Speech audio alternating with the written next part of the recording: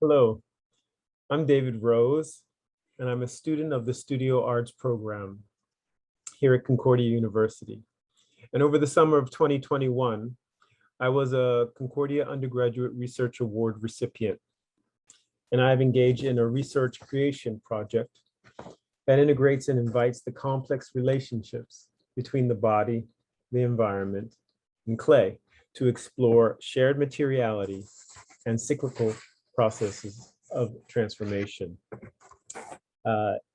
In my studio, which is in nature, it is very important to have a strong connection to land, the environment, and myself through listening, making, and exploration and observation. What was important is, what do I discover when I bring my complete self as an artist to this desired environment to explore and discover connection? And what are some ways that I might express and represent this experience to an audience?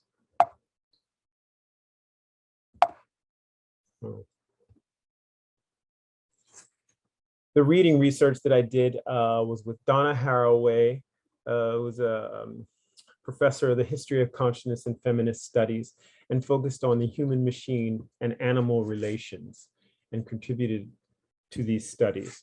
Thomas Berry, who's a cultural historian and geologian. Sadia Hartman, who's an English professor of African-American literature and American literature and cultural history.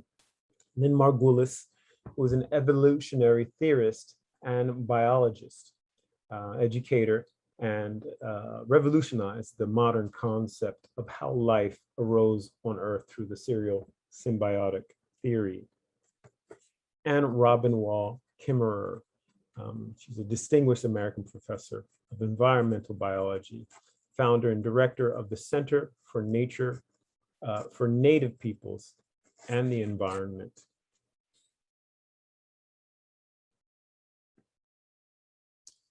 The location was very important. Ideally, it was in an isolated forest where there was raw clay.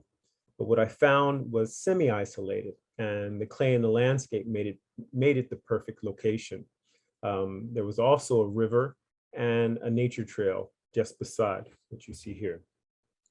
I was there 11 times over the 3 months for about 3 or 4 days each time, staying right along this path.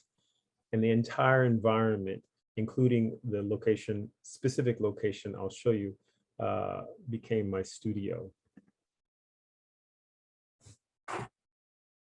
So this was the entrance in. I'd walk about 1.5 kilometers to get to my location. And here there was an island of rocks, and here along the river is where I spent a lot of time studying and researching. Here you see the clay. That is a very dynamic part, and for me, very engaging part of the landscape. This is another angle of it. Under here is clay underneath the roots of a tree, which became sort of a small abode for me to explore in. It became sort of like a womb-like environment for me. These are just like huge chunks of clay. The one on the right, I couldn't even pick up. But the one on the left, I could pick up with 2 hands. Also, what was important was to study the history of this area. It was an area where where the Wabanaki lived, and specifically the Abenaki would come down from up north. And the settlers came in, and I went to the Colby Curtis Museum to learn about how they functioned in that area. And this museum is in Stansted. And of course, my own experience, my own body. And the meeting of these bodies, what is present, what is no longer present, what lingers, was important to me. So one of my forms of art became photography in this process. And so connection became is important. And this signifies my relationship to the layers of the earth there and my bare body. I did go there to work with clay, and immediately I had questions around this act of extraction and and making there. Finally, I did not use any of the clay there, and I went in other directions in relationship to the clay. So, but I did work with it in situ. The processes of making were significant with time, being with study, craft, and play. Time, taking the time for the exploration to be experienced was a daily practice. Being with the act happening, my feelings, my thoughts, discomfort, and questions that arose. The study, which was through listening, inspecting, being sensitive, and the readings that I did prior, but in the moment, I was not naming things. I was really just being with them. And of course, my acts of craft, applying my experience and technique as a dancer, body practitioner, artist, and tea ceremony specialist. Play was a very dynamic part. I didn't want to go with any specific methodology. I wanted to, well, time being with study and craft was there, but I didn't want to have specific things. So I developed them as I went. I developed what the rules were as I was there, what the barriers were to learning and developing the guidelines and roles of play as I discovered in the exploration.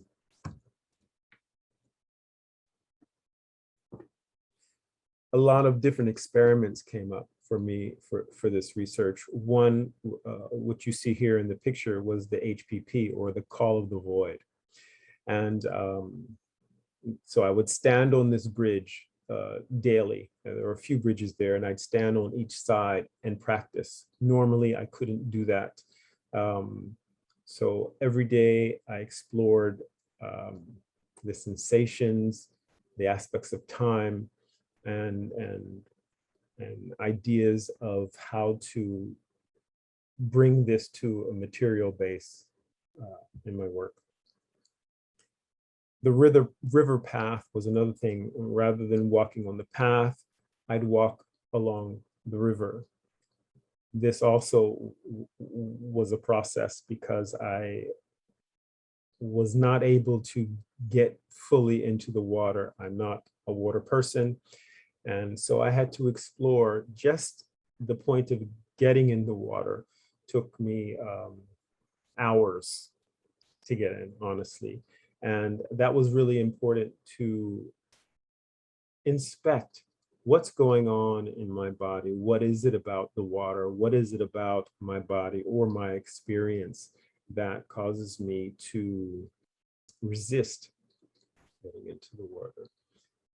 I had to give myself permission for this as well. I mean, to stand at the edge of the water, just being sensitive to what's going on inside my mind, inside my body, and resisting to just push myself in, where the experimentation and the research was to take the time, to allow time to be a very different experience and be with this, what's going on.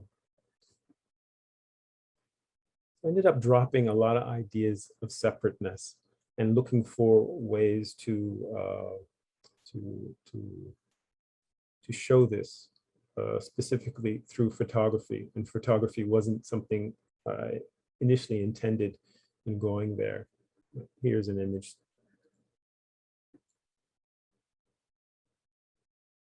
Here's another image of a space where I would explore performatively with my body and the environment.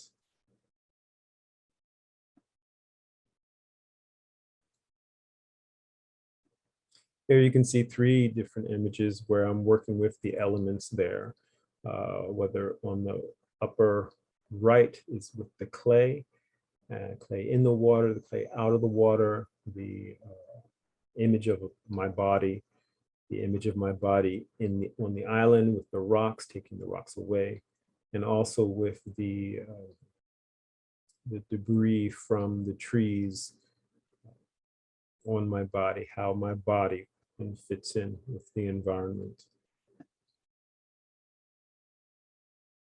Similarly here with the moss, and on the right-hand side, it's under that tree in what I would call the womb, with the reflections of the light, with the shadows from the light,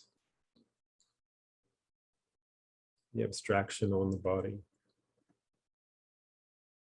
Here's a much more active movement where there were 2 performative explorations and research. And on the left was coming out of that womb-like environment. And on the right upper, I was along the hill exploring my body with the materials there, with the layers of materials, whether it was sand or clay or the sand with the rocks and then the topsoil. And the bottom right is within the womb. You can see just in the distance some light. So I really fell into the rhythms of life there, my life, the interaction between my life and the life of the environment. And I really, I just recently saw this quote from Ana Mendieta, and I'm in full agreement with what she says. My art is the way I reestablish the bonds that tie me to the universe.